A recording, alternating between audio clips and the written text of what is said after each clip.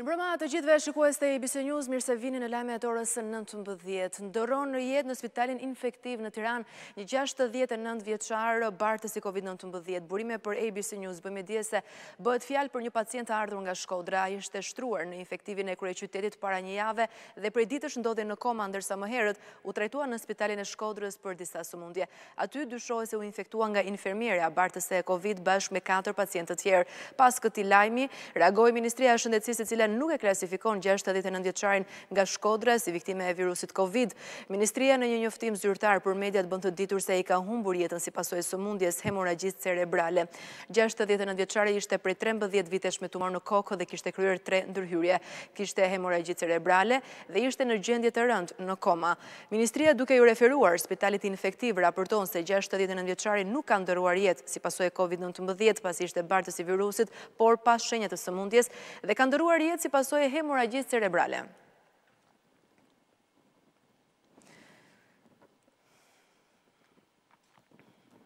Gjatë 24 orëve të fundit, Instituti i Shëndetit Publik ka konstatuar 9 raste të reja me koronavirus, duke çuar në 548 numrin total të prekurve. Një ditë më parë u konfirmuan pozitiv 21 persona. Qyteti më problematik është Kurbini me 5 raste, ndërsa ja konfirmuar edhe 2 raste në Kukës dhe nga një rast në Fier dhe Tiranë. Deri në këto momente janë testuar 5311 raste të dyshuara dhe prej tyre janë të konfirmuar pozitiv me COVID-19 548 raste, pra rreth 10% e të testuarve.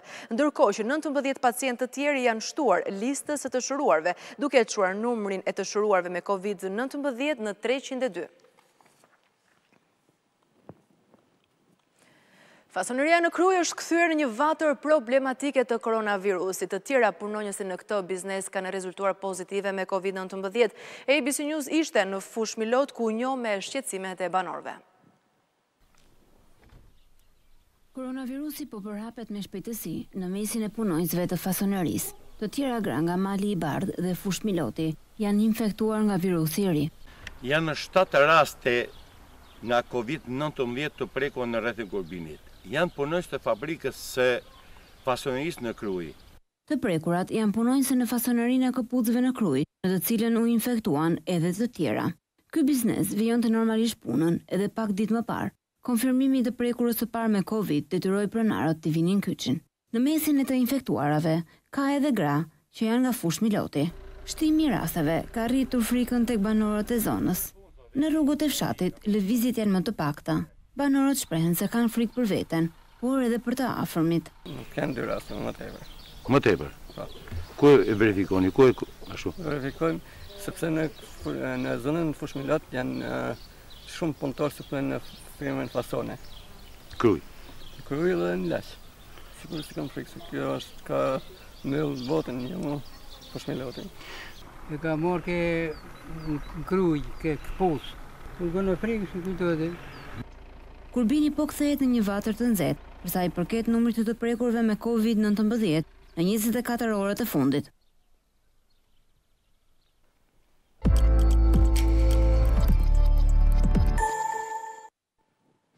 Qeveria u ka dhënë kompanive Farmanet dhe Euromed $3.5 milion për mjete e pajisje anti-Covid. Partia Demokratike publikoi dokumente ku në këto dokumente rezulton se pajisjet u janë blerë këtyre 2 subjekteve me 2 fishin e çmimit të tregut dhe 3 fishin e vlerës së zhdoganimit. Një tender prej $3.5 milion është fituar në 21 mars nga kompanit Farmanet dhe Euromed për të pajisur spitalet me mjete mbrojtëse. Partia Demokratike akuzoi qeverinë se ka kryer një skandal korruptiv me këtë prokurim. Sepse kanë zhdoganuar një mask me 3 euro, por e kanë bler, pra qeveria e ka bler ato nga 2 kompanitë e saj të preferuara, Farmaneti dhe Euromedi, me çmim për 6.5 euro. Ky është vektimi numër 241, datë 21 mars 2020, i cili e klasifikon këtë kontratë, pra kontratën me objekt blerje materiale për mbrojtjen personale për COVID-19, si sekret. Pra, çmimi i blerjes me shumicë të kësaj maske nga ana e qeverisë në këtë tender të klasifikuar sekret nga ana e Ramës dhe qeverisë është 8.000 lekë, ndërkohë që unë jo më larg se dje e kam bler të njëjtën maskë, eksaktësisht të njëjtën maskë, me çmim në tregun me pakicë, pra në farmacitë e Tiranës, me 4.000 lekë. Partia Demokratike thot se ka siguruar dokumentacion nga dogana shqiptare që provon abuzimin me kontratat e shpallura sekrete nga qeveria. Veshje spitalore një përdorimshme për dhoma izolimi. Çmimi i cilave në dogan është 9.6 euro. Qeveria me taksat tuaja i ka bler me tender sekret me 28 euro një copë. 3 fishi, mbrojtëse për syt një përdorimshme. Çmimi të cilave është 2.9 euro, çmimi i doganës, çmimi real, çmimi i blerjes nga qeveria me tender, me shumicë, me parat tuaja, është 6 euro. Më shumë se sa 2 fishi. Maskë spitalore koke një përdorimshme për dhoma izolimi, çmimi real i të cilave në dogan është 3.8 euro. I bler nga qeveria është plot 8 euro. Më shumë se sa 2 fishi. Në emër të Partisë Demokratike, Vokshi dhe Ali Bej kërkuan që qeveria të anullojë menjëherë çmimin e blerjes së këtyre materialeve dhe të kthejë në buxhet paratë e paguara tepër apo të vjedhura. Me njerë pas këtij denoncimi ka reaguar edhe Ministria e Shëndetësisë, por nuk tha asnjë fjalë për çmimet e shumë fishta ato produkteve. Qeveria thotë se procedurat për blerjen e materialeve të mbrojtjes personale për mjekët dhe infermierët gjatë kësaj pandemie janë zhvilluar duke zbatuar legjislacionin në fuqi. Ministria e Shëndetësisë i bën thirrje Partisë Demokratike të mos shpif, por të bashkohet në frontin e luftës kundër Covid-19 për të mbrojtur bluzat e bardha. Në fund, dikasteri Ogerta Manastriliu thotë se është e hapur për çdo hetim nga organet e drejtësisë një orë më parë.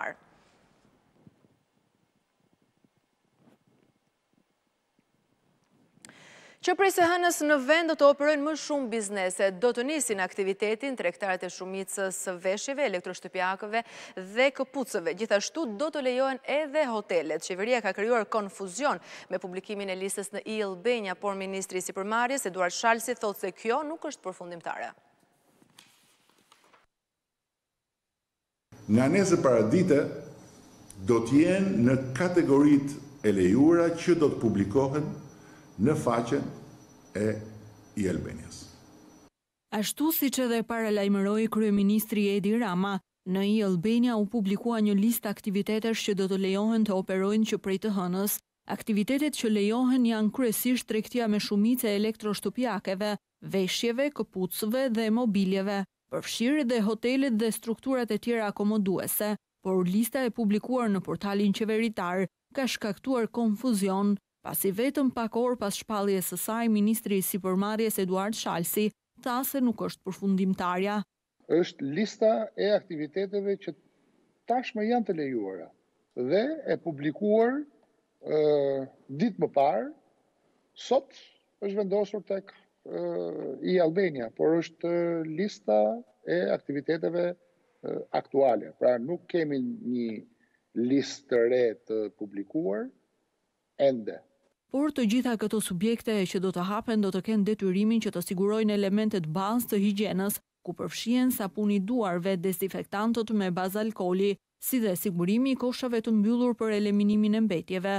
Punëdhënësit gjithashtu duhet të hartojnë politika të brendshme të subjektit që të mundësojnë punën nga shtëpia nëse është e mundur, si dhe të rritet distanca fizike nga njëri punonjës në tjetrin, të cilët duhet të krijojnë një distancë prej 2 metrash. Po ashtu sugjerohet që të rritet niveli i ventilimit apo qarkullimi i ajrit, ndërkohë nëse ndonjë punonjës shfaq shenja klinike, ai duhet të dërgohet menjëherë në shtëpi. Bizneset duhet të praktikojnë pastrimin e vazhdueshëm të sipërfaqeve dhe elementeve të tjerë të vendit të punës, siç janë tastiera, telefonët, parmakët apo dorezat. Prej fillimit të karantinës, kjo është hapja e dytë që qeveria ndërmerr për sipërmarrësit. Pensionistët kanë shfrytëzuar këtë të shtunë liridaljen e përkohshme që prej nisjes së karantinës. Le të ndjekim opinionet e tyre mbi vendimin e qeverisë. Pazarin e bëj unë. Unë jam burrë gruar shtëpi, 77 vjeç, më ka thënë që do ta bëj bukën nga shtëpia, s'ka ardhmë pa fare. Vetëm do votën. Votë këtë radhë mermoj. Paraditën e të shtunës kanë pasur mundësi të lëvizin vetëm pensionistët. Të shumtë ishin ata që kanë zgjedhur të ecin në këmbë për të ajrosur, Për mikrofonin e ABC News, ata shprehen të kënaqur për këtë vendim të qeverisë. Shqyrë që po lëvizim se ishën shumë mrena në dhim të gjithë trupi. Po mirë se u bë mas 20 ditë gati, 22 ditë ka mrena. Sigur ndjehemi më mirë, morë me qikë oksigen. Njëri ju të shi ne jemi njerëz, kemi të nevojshme me dalë, me thonë drejten, mësa ne jemi edhe të vjetër, ne dumë të shijëm jetën të shti, sa jemi gjallë. Sot ndjehem shumë mirë, sepse ditë tjere kam qenë i paralizuar komplet. Sot që kom dalë, ku kom dalë në fillim për jashta, nuk kom ditë nga vete. Të shumë kanë qenë ata të moshuar, të cilët kërkojnë që edhe ditët në vazhdim, të krijohet mundësia që të dalin nga shtëpia. Ora ne duam për ditë të dalim, nga pak të dalim. Se unë jam dhe invalid, edhe po të ri brenda fillojnë dhemin kamët, dhem trupi, gjithë trupi. Unë dhe pse e dashuroj shumë natyrën, vdes dhe jetoj me natyrën, dalë më qeftas. Nëse nuk heci, unë jam barabar me vdekjen. Par ne është edhe mësdoshëm me dalë me arë, se ja ku të shkojmë tjetër vend, për të se këtu. Vëllaj mirë është, po, si që ka menin a i do me i boj gjithë bëllolejtë si vetja. Izolimi për ta është i vështirë. Në izolim mundohemi ta mëjmë qikë trupin në formë të ecna për shtëpi, lexojmë, shohim televizor. Është një blokim i jetës, ku na meti koka në frigorifer, hypin pesh, vdesim shpejt se kështu do Edi Rama. Ju rrofshi, na keni mëll majna, na keni bo në erdë mave. Kam bë divanin grap, hip në solet shtëpisë zbrit poshtë, shif televizorin. Gjumë hap televizorin, shtriu aty, shif televizor, atë s'ke që bëj mo. Ka nga ata që kërkojnë liri dalje edhe për fëmijët. Kështu shukur e bëni për pensionistat, unë thom ta bëj edhe për fëmijët e vegjël. Ka nevojë të dalin fëmijët që shkojnë të lozën ashtu edhe duke marrë rregullat, po edhe fëmijët kanë nevojë si puna jonë sot, edhe fëmijët kanë nevojë të dalin. Edhe në qytetet të tjera të vendit, pensionistët e kanë shfrytëzuar kohën e lëvizjes. Shumë prej tyre mendojnë se karantina është e gabuar.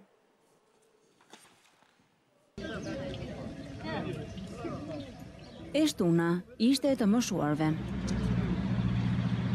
Pas disa javësh në izolim, të moshuarit në të gjithë vendin kanë dalë nga shtëpit. Në Fier, ata e shfrytzuan liridaljen për të lutur në kish. Që ky popull dhe ky kom kudo që është, shëndet dhe lumturi. Inshallah sa më shpejt ky virusi të shkputet edhe njerëzimi të fillojë jetën e përditshme. Sot dolëm neve që dha urdhë kryeministri që të dalim pensionistat se kemi 40 ditë arreth shtëpie, i themi neve. Të shumë kanë qenë dhe vlonjatët, që para ditën e së shtunës kanë mbushur lungomaren. Ka lezet për edhe u shplodhëm qikës. Ishim si të burgosur. Shpëtuam. Arrest e pje, thot ai prokuror. Gjykati dolin. Ne kemi zbatuar e zbatojmë gjithë një këto reforme, këto porosi, po s'është problemi atje se problemi është që duhen edhe shoqëror dhe me masa tjera për shembull. Nuk orientoheshim dot kur dualëm, na ishin veshur sytë dhe nga ikën koka nuk ikin këmbët.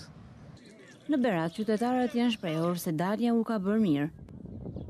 U mbyllëm si puna dhe ka fast, edhe gjë e mirë, të lihet një orar kaq kështu, ka i do mirë, s'do mas gjë më tepër. Ai për veten tonë bën, po neve s'marrim vesh. Sa mirë është 2 veta në një qark. Po. Të prekur. A gjemi kënaqur s'ka të mbajmë ndalim 2 orë vërdall të dhe ikim në shtëpi. Duhet jemi rigoros edhe distancën edhe orarin. Në rrugët e qytetit të Lezhës, pensionistët ishin të vetmit persona që lëviznin para ditën e së shtunës. Më mirë sa ka shkon, për sot si na ka dhënë këtë leje për me dalë me bë xhiro, ka çështën e pensionistave ka po shumë më mirë se na ka leju për me dalë për me bëj lëvizje mes nesër jemi pensionistë. Sot i për ditë relaksi, ishte nevojshme. Të jetojmë me shpresën që të hapet. Në Kukës, paraqit ishin me të moshuar, që shijuan që të sin dhe rrezet e diellit. Ma e shtrenjtë se liria nuk ka, po që 2 javë kusur kemi qenë të mbyllun si të burgosën. Ma mirë s'ka. Ketat mirat e kena, nuk kena asnjë problem. Na për të mirën tonë kemi në mshirë. E njëjta situatë ishte edhe në Librazh. Ka bërë shumë mirë se kemi 40 ditë pa dalë. Është bëllësh ajo, po puna ditët e tjera, thuj. Një ky orar na ka bon në këtë gjendje dhe që jemi shnoshe mirë gjithë. Por është ku ta shtuar një orë kriminalitet më mirë të bote. Me gjatë të gjene mirë. Kjo është hera e parë që moshës së tretë ju jepet leje që të dalin nga banesat e tyre ku qëndrojnë të izoluar për shkak të situatës së krijuar nga COVID-19. E nëse sot ishte dita e të moshuarve, Kryeministri Edi Rama ka njoftuar se nesër dalja do të jetë e lirë për nënat me fëmijë deri në 10 vjeç. Lëvizja do të lejohet deri në orën 11 të paradites, ashtu sikurse funksionoi edhe për pensionistët, ndërkohë që baballarët, fëmijët mbi 10 vjeç dhe të moshuarit do të jenë të izoluar deri të hënën orën 5.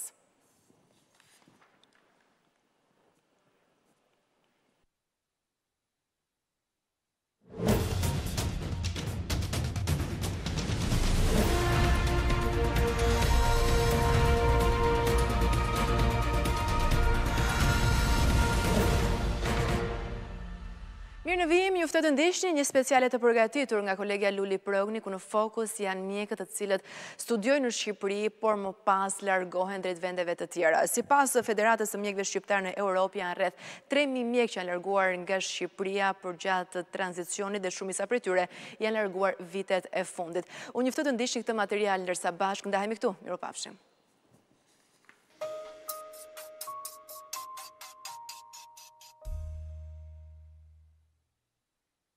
Tani, abonimin tënd apo çfarëdo produkti tjetër të digital mund ta bësh edhe në internet nëpërmjet Online Unit. Mirë se vini në dyqanin ton online. E keni kurdo pranë në faqen zyrtare digital.al.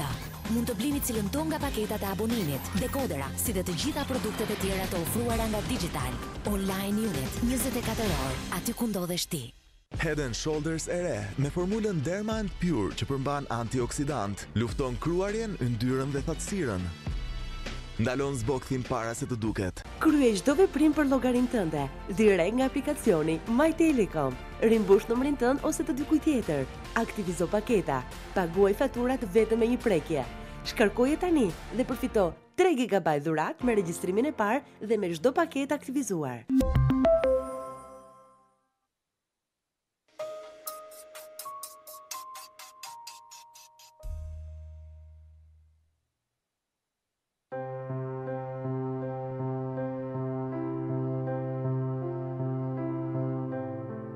Një pajisje radiografie e prodhuar një shekull më parë, i la pa fjalë ekspertët e Organizatës Botërore të Shëndetësisë gjatë një inspektimi në Tiranë në vitin 2018.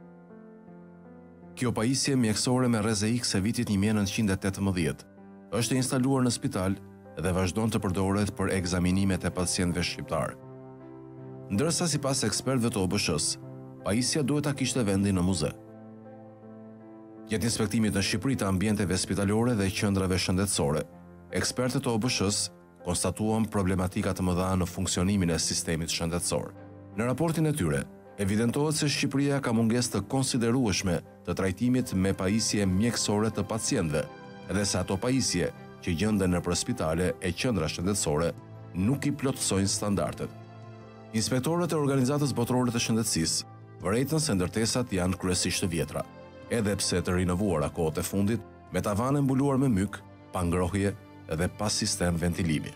Profesori i kirurgjisë në Universitetin e Mjekësisë Tiranë, Dr. Arben Beqiri, flet për problematikën me të cilën përballet sistemi shëndetësor shqiptar.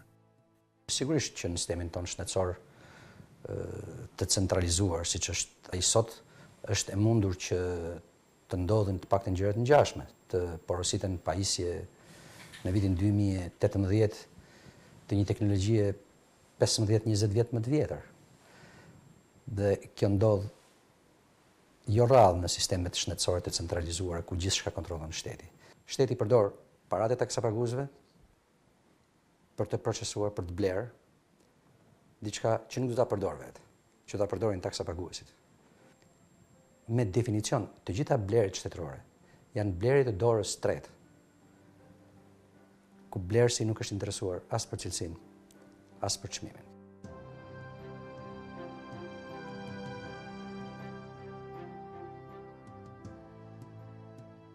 Asnjëherë nuk ka qenë e shkëlqyer gjendja në spitalin e Fijës, sepse në periudha të caktuara kanë ardhur materiale të domosdoshme, por nuk është një furnizim i plot, cilët vazhdojnë në mënyrë të rregullt furnizimi me aparatura ose edhe me mjetet e domosdoshme të spitalit. Prandaj themi që është reforma që zgjidh probleme. Nuk zgjidhet duke furnizuar me periudha të veçanta. Megjithatë, për periudhën e tanishme të koronavirusit, themi që mjekët janë super të mobilizuar, po presin çdo rast që vijnë dhe po konsultojnë edhe në telefonata dhe në spital, por mendoj që duhet një mbështetje më e fuqishme akoma, sidomos në problemet e furnizimit me materialet e domosdoshme si janë dorezat, maskat, gjëra të cilat ne na duan dhe veshjet.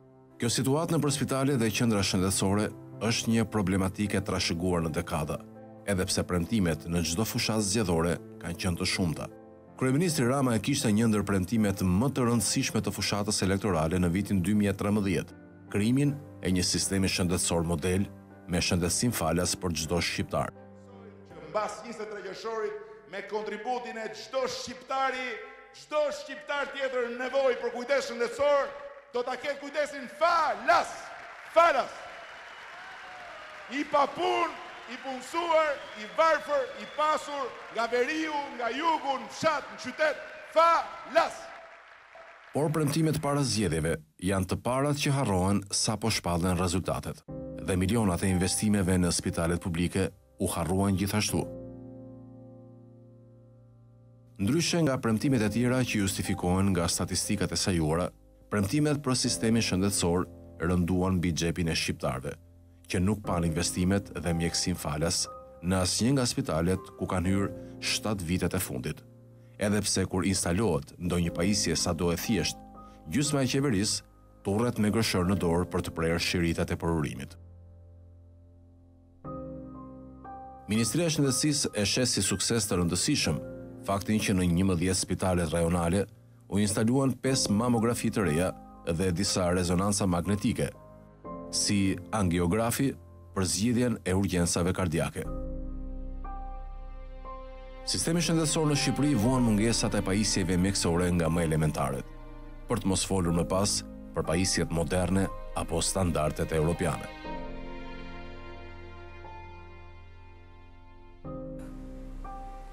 Do të thoja që ne trashëgojmë një sistem shëndetësor shumë larg perfeksionit, trashëgon të gjitha ato reminiscencat komuniste, të një sistemi të varfër, të pajisur jo në mënyrë optimale, me kushte punet jo ideale dhe me pagesa mjaft të ulta. Të gjitha këto e kanë bërë sistemin tonë shëndetësor vulnerabël, do të thotë të ndjeshëm ndaj situatave të tilla emergjente.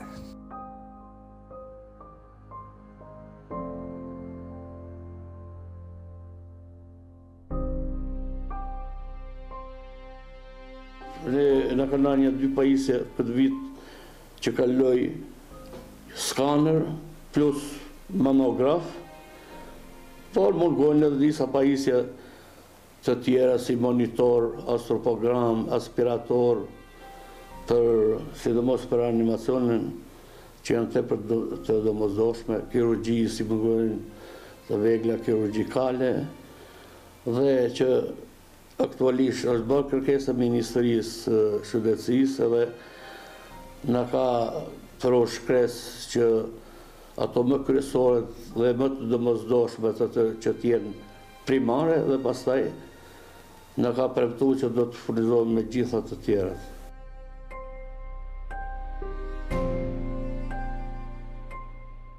Në çdo moment ka pasur mangësi, pavarësisht se kanë ardhur her pas here, është bërë furnizimi, po prapë nuk mund të bëhet me hape. Duhet të kompletohet dhe problemi tjetër është që këto aparatura duhet të mirëmbahen ose duhet të furnizohen me aparatura të reja, sepse dhe aparaturat kanë një kohë të përcaktuar dhe nuk mund të punojnë të rjetër. Në përdyert e spitaleve sheh ende familjar që enden me çanta në duar, plot me çarçaf, batanie e ushqime për të afërmit e tyre. Kjo tregon se situata në sistemin shëndetësor në Shqipëri është ende në gjendje kritike. Kujdes shëndetësor efektiv dhe me rezultate më të mira, përdorim eficient burimeve njerëzore dhe financiare. Financim të plotë dhe të qëndrueshëm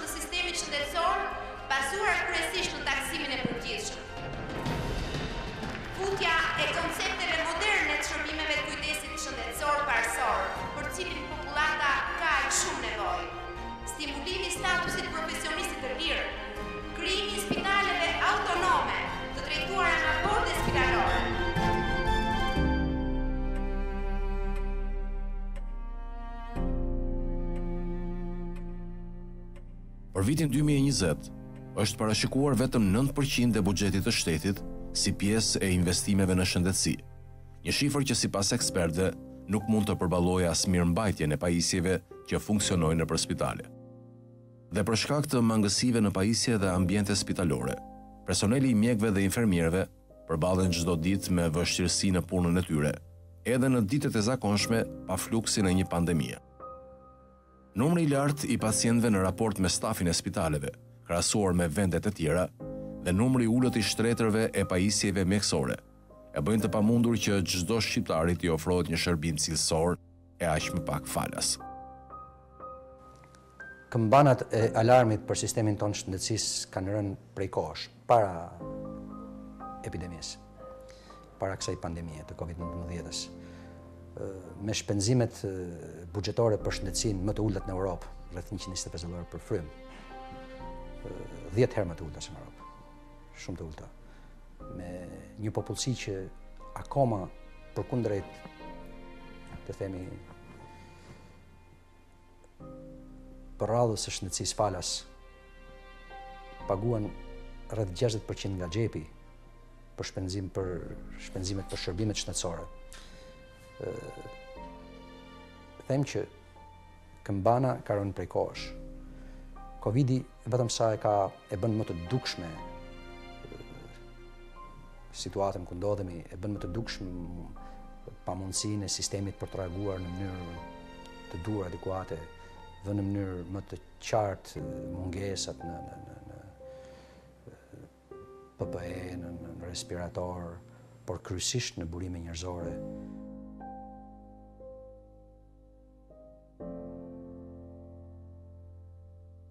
Në përgjithësi mjeku ka qenë disi i përsekutuar. Kjo ka ardhur si pasojë e politikave që kanë ndjekur shteti, qeveria, sepse tek ne u tha një maf shëndetësia falas dhe qytetarët nuk e kuptojnë çdo thotë shëndetësi falas. Duhet të furizohesh, duhet të kesh shëra të mira pa të kesh një shëndetësi falas. Në sa tek ne kemi patur gjatë gjithë kohës probleme. Sipas raportit të Bankës Botërore, Shqipëria krahasuar edhe me rajonin është në fund të listës për sa i përket numrit të mjekëve për banor. Më konkretisht, Shqipëria ka 1/1 mjek për 1.000 banor, ndërsa Bosnia-Hercegovina ka 1/6, Malizi 2, Kroacia 2/2, Serbia 2/8 dhe Bullgaria 3/6. Edhe para kësaj pandemie, mjekët shqiptar kanë qenë shumë të ngarkuar, në fakt super të ngarkuar. Mjafton të referohesh shifrave që na kanë përcjellë gjatë gjithë këtyre viteve. Ne kemi 1.2 mjek për 1.000 banor, ndërkohë që vendet rreth nesh, Maqedonia, Serbia, kanë 2 fishën e këtij numri. Për të mos përmendur Greqinë që ka 6 fishën e këtij numri. Pra sigurisht mjekët tanë kanë qenë tashmë mjaft të ngarkuar. Imagjinoni në një situatë të ngarkesës, kërkesave për vizita, thirrjeve, shqetësimeve të njerëzve të cilët ju drejtohen mjekët familjes, ju drejtohen spitaleve. Kjo sigurisht e ka ngarkuar mjaft sistemin tonë shëndetësor. Do thotë kjo është një problem për momentin, por ne shpresojmë që në ditët në vazhdim kjo situatë të qetësohet. Është krejt e zakont që nëpër ambientet spitalore të ndeshësh mjek dhe infermier me libra të gjermanishtes në përduar. Ka mjek e infermier me përvojë 30 vjeçare që po mësojnë gjuhën gjermane, me qëllimin që të emigrojnë drejt Gjermanisë për të vazhduar ushtrimin e profesionit atje. Korrikun e vitit që shkoi, administratorët e një spitali gjerman mbërritën në Tiranë dhe kontaktuan mjekë e infermier shqiptar